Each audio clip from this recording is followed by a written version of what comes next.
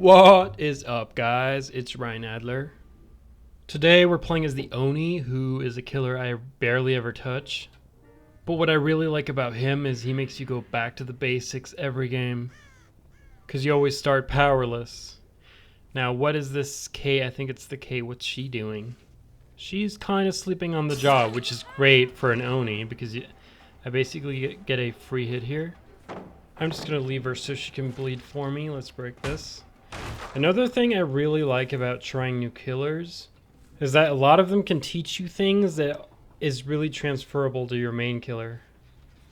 For example, Artist and Demogorgon are really great at making you good at zoning to keep people caught on certain loops and not letting them leave.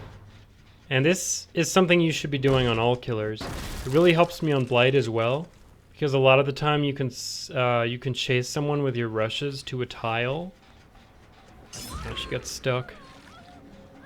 And then you can keep them there while your tokens replenish. You can really tell I don't play him much here because this Rebecca easily could have made it to this water tower loop, which is one of the strongest loops on this map. So yeah, for all those people saying MMR is not a thing, it's a thing. Because I think this is like my 5th game on Oni. I did his Adept a while back, and then I farmed his rushes for the achievement in another, and then I did a couple dailies, that's it. That's actually what we're doing today as well. I've got a daily challenge for, I think, hooking my Obsession and then switching the Obsession with Nemesis and hooking the other one as well. Might have to down them with my power.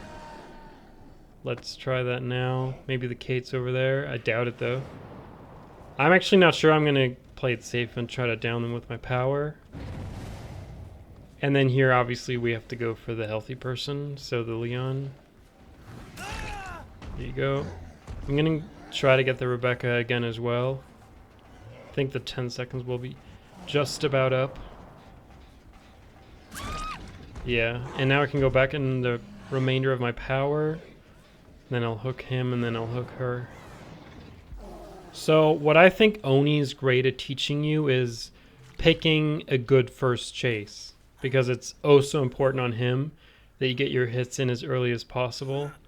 That's why Lethal Pursuer he's probably the strongest user, or well, along with like Blight or Nurse, but he's a really strong user of Lethal Pursuer, because not only will it tell you where everyone is, it will also let you take a good guess at who will be the easiest first chase. Like if you see people spawn at main or shack, don't go chasing for them. Alright, we got the basement hook here. I mean, this game is going pretty well, so that's why what I keep telling people. Try to get your hooks far apart of each other, because if you don't, they're, you know, a lot, especially here when my MMR is low on this killer, they tend to just not unhook each other, and you're going to miss out on points. I have yet to find the Kate again. She's my obsession, so I have to down her.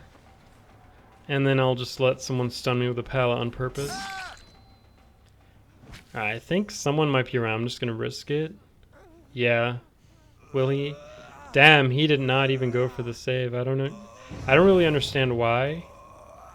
I think it was the Leon. He easily could tell that I was going for the pickup. I do like the daily challenge system because it's a really good way to get you into new killers and also put a little bit of thought into their power and how to achieve the requirement the easiest way. And then it also helps to watch people. Oh wow, this guy, I think he's kind of done. It also really helps to watch people get more into detail with killers. Like, I watched an Oni guide a while back where they explained how, like, if you don't hold W while you're in your power, you move more slowly, but it's less stable. So if you're making distance, you want to hold W. There's the Kate finally. We can get the first part of the daily. There you go. Let's hook her now. Save that blood. And if you're in a tight loop or they're near a corner, you want to not even hold W because you'll be more, you can be slower, and you can be even slower by just alternating A and D. And then there's the whole 180 flick with looking down or up right before you swing. With stuff like that, you're going to be a lot faster just watching a well-made guide, over just finding it all out by yourself. But I see a lot of people who just keep using the same killer over and over, which is good to a point. I think it's definitely good if you have a main killer, maybe even two. But I personally find it so much more fun to try them all out. I mean, I think a lot of them are pretty much only viable on 1 or 2 maps. And those you I only like to play those with a map offering. And I think they're not very suitable to grind with. But I like a good Ghostface game or two. And I think the snowball potential of Oni is so much fun. I mean, I've had it tons in solo queue games, where you get the first chase, you loop them for 3 gens, and you just play it super safe. And then once they get their power once, and if they're a good Oni, all hell breaks loose, especially in solo queue, because you can't really coordinate. And obviously you also get those survivors who, I'm just going to let him stun me. There you go, now he's the obsession.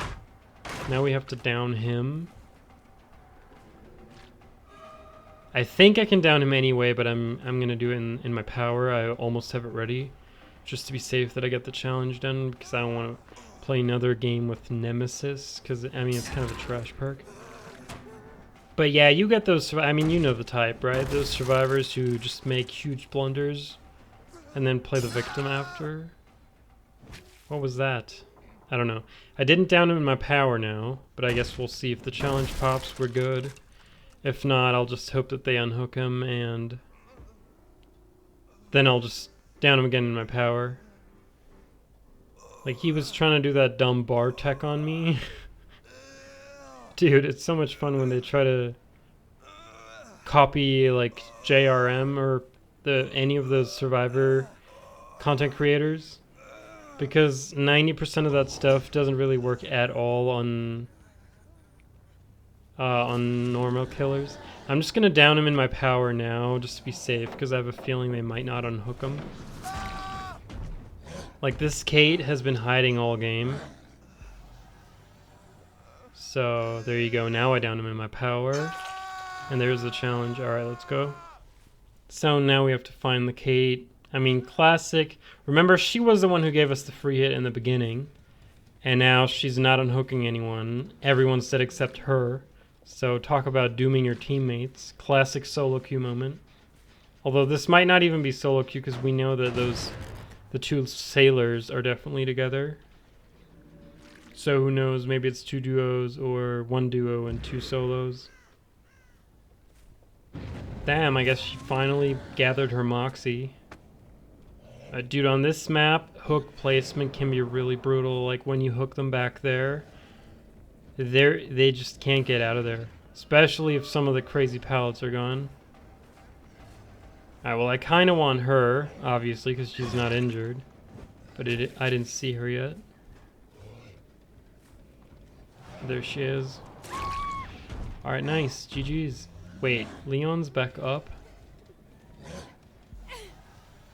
I think he's still around here. Yeah, he's over there. I don't know why he showed himself right away. So, that was kind of dumb. Anyway, GG's these guys. If you have any suggestions on what kind of killer I should try next, feel free to let me know. I'm always open to that. I'm definitely going to be trying out Vecna when he goes live. I'll probably make a video of my Adept, and also, I mean, he'll also get another achievement like getting downs with the skulls, stuff like that. If they do that, that's actually going to be kind of annoying, because those skulls are so cheeks, dude. But I guess we'll just have to be patient and see. I mean, it's a new killer, right? We're going to have fun with him no matter how bad he is. And, you know, if he's really bad, you can always have fun with him as Survivor, right? Although I think he's going to be rarely played if he comes out the way he was on the PTB. I mean, don't we all bullying a little pig or a Freddy, right? Now let's see what they brought.